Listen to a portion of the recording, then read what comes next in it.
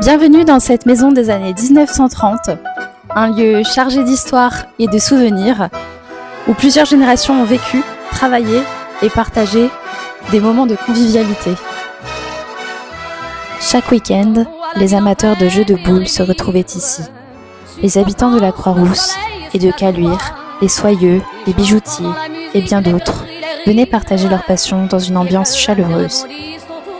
Le soir, on se retrouvait autour d'un casse-croûte, composé de charcuterie et de fromage blanc provenant de la ferme voisine.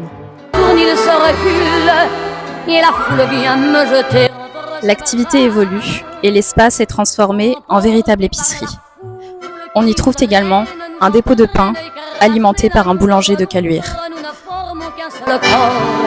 Et le flot sans effort nous pousse enchaîner l'un et l'autre et nous laisse tous deux épanouis. La salle à manger actuelle servait alors de petite salle de restaurant où les voisins venaient déguster la cuisine familiale, préparée par la grand-mère de la maison.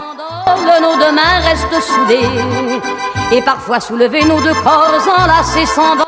La propriété conserve aujourd'hui de nombreux témoins de cette époque. Les traces de l'ancien éclairage en façade, l'emplacement des jeux de boules, ainsi que le célèbre tableau de Fanny, que les perdants devaient embrasser selon la tradition boulistique. À l'extérieur, le charme des lieux se poursuit. La vigne plantée par le grand-père produit toujours son raisin chaque année. Les terrains environnants étaient cultivés et faisaient vivre une véritable activité agricole.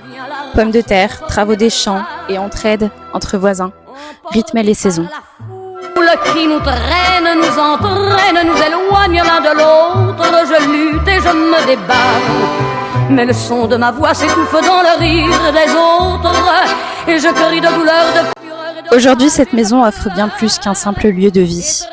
Elle raconte une histoire, celle d'un quartier, d'une famille et d'une époque où commerce de proximité, convivialité et vie de village animaient le quotidien. Une propriété authentique, pleine de caractère et de souvenirs, prête à écrire un nouveau chapitre de son histoire.